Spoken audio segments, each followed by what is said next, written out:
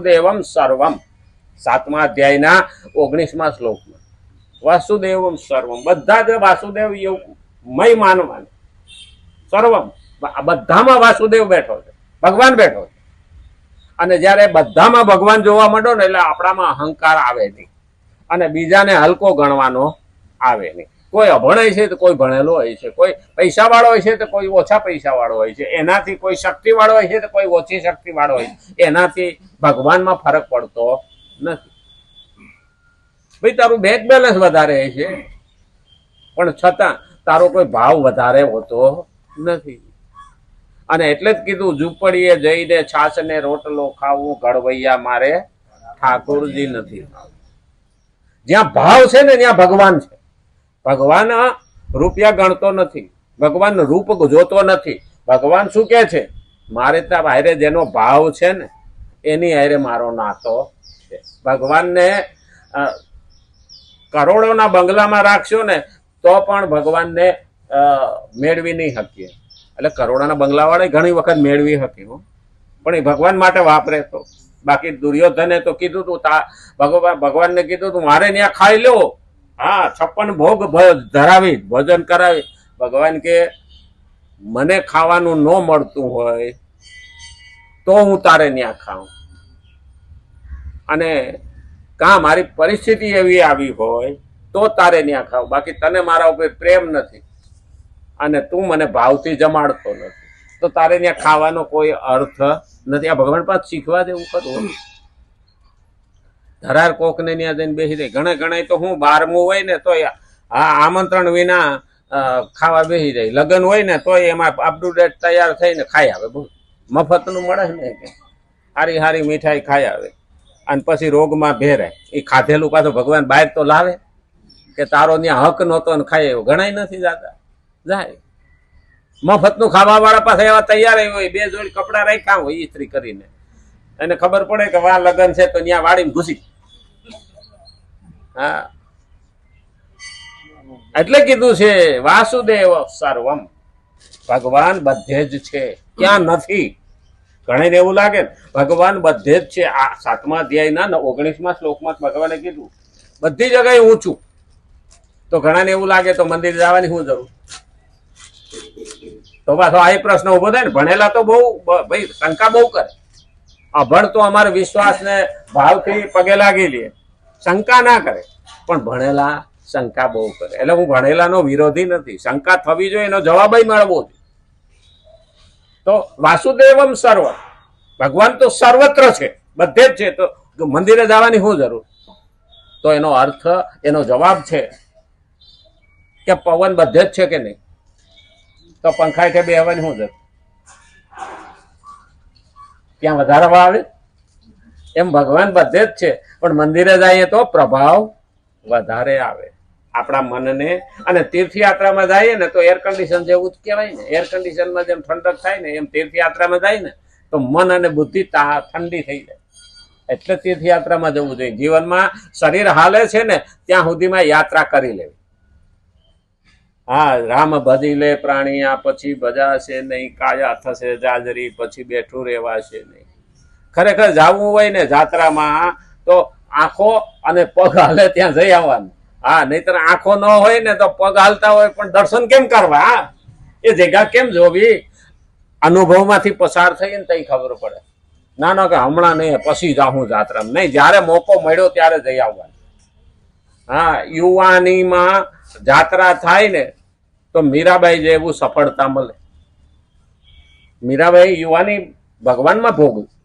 અને એટલે કીધું છે કે વાસુદેવમ સર્વમ. જો મન બુદ્ધિમાં રાગ અને દ્વેષ કોઈ દોષ ઉત્પન્ન ન થઈ જાય તો તેના વશમાં થવું ના જોઈએ. મન અને બુદ્ધિમાં રાગ દ્વેષ ઉત્પન્ન થઈ જાય ને તો પણ એને આધીન રહેવું જોઈએ નહીં, એના વશમાં થવું ના જોઈએ. ક્રોધ આવે ને તો જગ્યાથી ખસી જવું. વધારે બૂમો પાડીએ ને એમ વધારે ક્રોધ અંદર ઉત્પન્ન થતો જાય. અને ક્રોધ જ્યારે ઉત્પન્ન થાય ને માણસનો વિવેક પેલો જાય. मनुष्य पर जब नाश छा जाता है तो पहले विवेक मर जाता है. માણસની ઉપર જયારે વિનાશ થવાની તૈયારી હોય ને તો એનો વિવેક પેલો જતો રહે. ક્રોધ છે વિવેક રહેવા દેતો નથી. કામ, ક્રોધ, લોભ અને મોહ, આ 4 વસ્તુ એવી છે કે માણસને પોતાની જગ્યાથી ચલિત કરે છે. ભૂખ ન જાણે ઠંડો ભાત, બહુ ભૂખ લાગી હોય ને તો ટાઢો ભાતે ખાઈ જાય. નીંદ ન જાણે તૂટી ખાટ, ઊંઘ આવતી હોય ને તો તૂટેલા ખાટલામાં હુઈ જાય. ભૂખ ન જાણે ઠંડો ભાત, નીંદ ન જાણે તૂટી ખાટ, પ્યાસ ન જાણે ધોબી કાટ. તરસ બહુ લાગી હોય ને તો ધોબી કપડા જ્યાં ધોતો હોય ને એવું પાણી પી જાય. પ્યાસ ન જાણે ધોબી કાટ, વાસના ન જાણે જાત કદાચ. આ 4 વસ્તુ કીધી બહુ મહત્વની છે. એમાંથી વિવેક રહેતો નથી. અને વિવેક મરે ને ત્યારે માણસની પડતી શરૂ થાય. અને એટલે કીધું જો મન અને બુદ્ધિ, રાગ અને દ્વેષ કોઈ દોષ ઉત્પન્ન થઈ જાય તો તેના વશમાં થવું ના જોઈએ. અર્થાત તેના અનુસાર કોઈ નિષિદ્ધ ક્રિયા કરવી ના જોઈએ. શાસ્ત્રમાં બતાવેલી ન કરવાની વસ્તુ આપણે કરવા બનીએ ને એ વસ્તુ આપણને નુકસાન કરે. તો નિષિદ્ધ ક્રિયા કરવી ના જોઈએ. તેના વશીભૂત થઈને ક્રિયા કરવાથી તે દોષ દ્રઢ થઈ જશે. આપણે એના તરફ આકર્ષણ કરીને એ વશીભૂત એ જ કરવું અને એ પછી આપણે અંદર ફિટ થઈ જાય. એના સંસ્કારો પડી જાય. એ પેઢી દર પેઢી કાઢવા પડે અને જન્મો જન્મ કાઢવા પડે. એ દ્રઢ થઈ જશે, પરંતુ તેના વશીભૂત થઈને ક્રિયા ન કરવાથી એક ઉત્સાહ પેદા થશે. વશીભૂત ના થાય અને ક્રિયા કરીએ ને તો ઉત્સાહ વધે, કારણ કે આપણે એના આધીન રહેતા નથી. ઘણી વખત વશીભૂત થઈએ ને એ આપણામાં રોપાઈ જાય, આપણે એના અવગુણોમાં આવી જાય અને પછી આપણને છોડે નહીં. પછી આપણે એને પકડી રાખીએ. પેલા એને આપણી જરૂર હતી, પછી આપણે એને આપણી જરૂર થઈ ગઈ, એ વશીભૂત થઈ ગયા. કારણ કે પેલા એનો ટેકો લેતા, હવે એના ટેકા વિના આપણે હાલી ન હોય. અમારે એક ભાઈ હતા ને, તે આવતા હીરા હતા. મને કે 1 પાલું પીવું ને એટલે 10 હીરા કહી નાખું. એટલે દારૂનું હો, હા, દૂધ તો પીતા નથી. હા, કે 1 પાલું પી લો ને કે 10 હીરા કહી નાખો. હું કોઈ ઈ ખોટી વાત છે. મને કે કેમ? હું કહું આજે તું 1 પાલું પીને 10 હીરા કહી છો, પછી 10 હીરા પાલું પીવા હાટું કહી. મને કે કેમ? હું કહું વ્યસન થઈ જાય. આજે ક્યારેક ક્યારેક પીનારો કાયમ પીતો થઈ જાય. ને વ્યસન થઈ જાય ને તો કાંઈ હોય કે ન હોય, પણ એના હાટું થઈને એને કમાવવું પડે ને કમાવવું. પછી તો આપણે એના આધીન થઈ ગયા. પર આ આધીન, હા, અમે ગિરનાર ચડતા ને એટલે જુવાનીમાં તો દોઢ કલાકમાં ગિરનાર દત્તાત્રેય પહોંચી જતા, એવી ઝડપ હતી.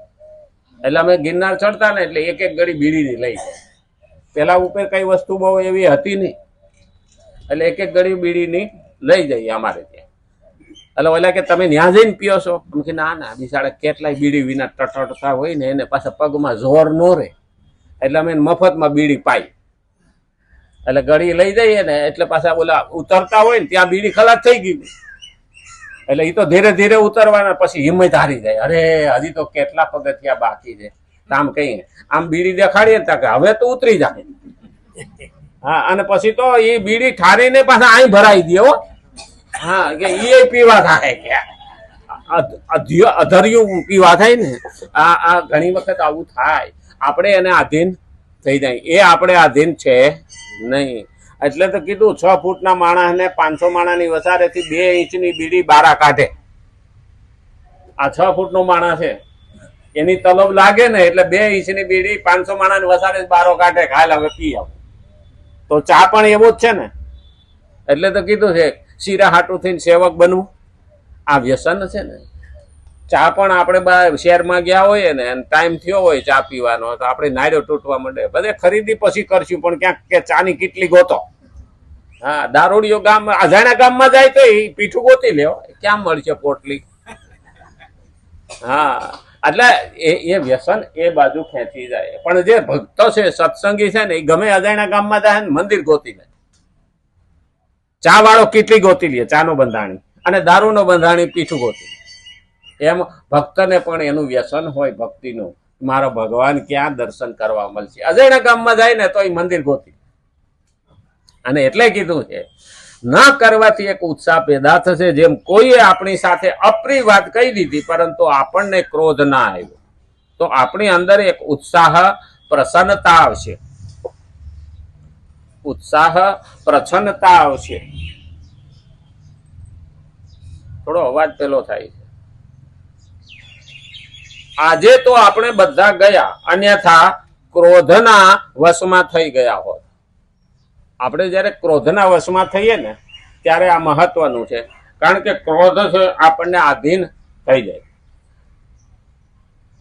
ક્રોધ આપણને આધીન થાય અને પછી આપણે એને આધીન થઈ જાય. ક્રોધ છે ને 7 મિનિટનો ક્રોધ અહિત આપણું કરીને, ક્રોધ 7 મિનિટનો, એમાં ખૂન પણ થઈ શકે અને બીજાનું અપમાન પણ થઈ શકે.